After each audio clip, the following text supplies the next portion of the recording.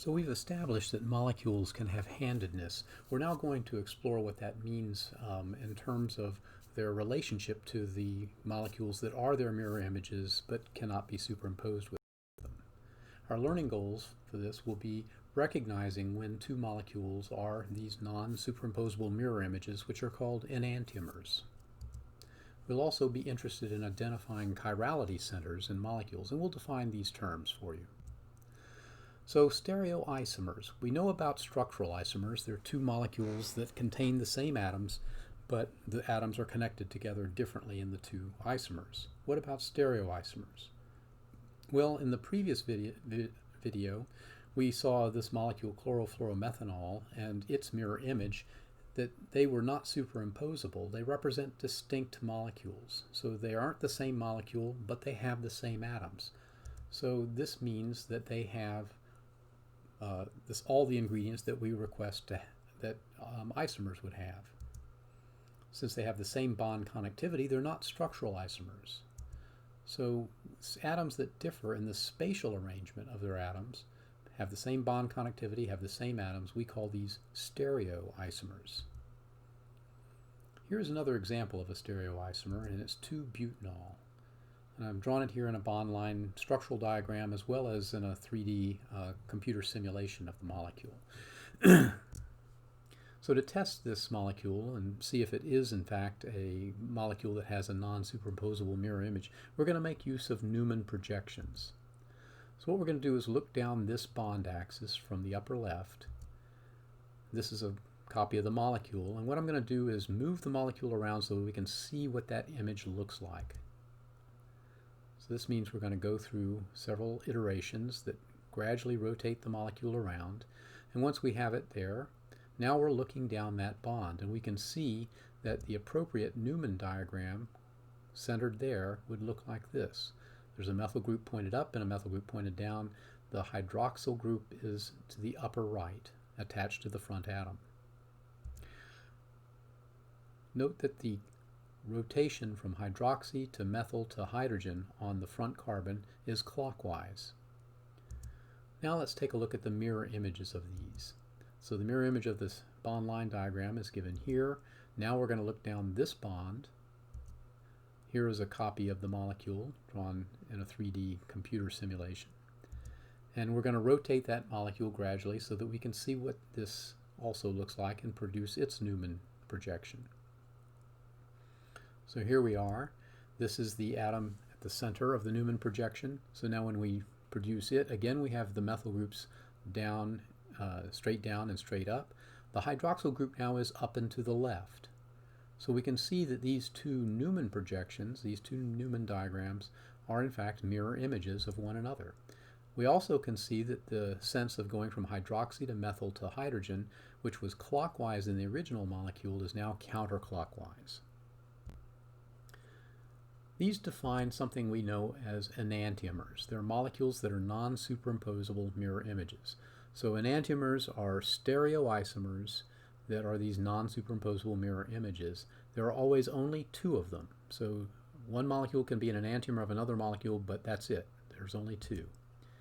The two versions of 2-butanol are enantiomers. We've seen now that the Newman projections and the bond line diagrams of these enantiomers are themselves non-superimposable mirror images. So here as we look down the bond line diagram, we would form this Newman projection. When we look at the mirror images and look down this bond, we would get this Newman projection, and we can see that these two are mirror images. So it's a very consistent process throughout. Two molecules, no matter how you represent them, whether you represent them as bond line diagrams, as Newman projections, or as computer simulated animations, they will always be non-superimposable mirror images.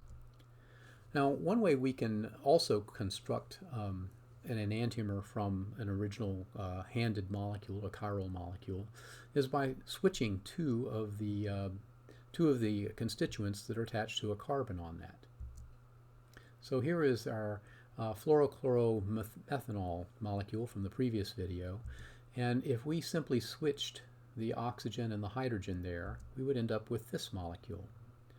Now, if we take this molecule and rotate it about the carbon-chlorine bond, we would gradually get ourselves up to this molecule. And I think you can probably see that this is the same one that we got when we took the mirror image of fluorochloromethanol and rotated it around. We could also rotate this molecule around so that the chlorine is pointed toward the other chlorine, but we would see that these two are in fact enantiomers because they're mirror images and they cannot be superimposed. Now, one of the elements that we often find in enantiomers is that they have something called a chirality center. This is simply an atom who has a spatial arrangement of bonds that gives rise to this chirality or handedness. We find in carbons that if they are tetrahedral and they have 4 different things attached at their tetrahedral points, that they then represent a chirality center. One can exchange any of the 2 groups that are attached to that tetrahedral carbon and produce its enantiomer. One can also say that a trigonal planar carbon can never be a chirality center. Okay, it just doesn't have the qualities that are needed for that. So now let's see how we would go about identifying chirality centers. We're looking for tetrahedral carbons that are bonded to 4 different things. Now, the easiest way to do this sometimes is to eliminate all the carbons that are not chirality centers for various reasons. So some of the criteria we might use are trigonal planar carbons cannot be a chirality center, so we can eliminate them right away. If a carbon is at the end of a chain, then it's a methyl group, which means that it has 3 things attached to it that are the same, which clearly is not satisfying the need for a chirality group. Also, if we have carbons bonded to 2 of the same groups or atoms, which might be the carbon in the middle of a carbon chain which has 2 hydrogens attached to it, those cannot be chirality centers either. So let's take a look at an example and see which carbon is a chirality center for this molecule. All right, so first we might look at the trigonal planar carbons, and we would see there's 2 of them. Neither one of them can be a chirality center. Carbons at the end of a chain is a methyl group. Well, we have one of those. It cannot be a chirality center also. So we have 1 carbon remaining. It's attached to a fluorine, to a hydrogen. It's attached to an ethylene group and to a methyl. So it's attached to 4 different things. So in fact, it is a chirality center. And this is something that I hope you'll get in practice of looking for. Once you get used to looking for the clues that help you find a chirality center, it becomes much easier to locate them in molecules. And we'll actually get a little bit more practice in some upcoming lessons.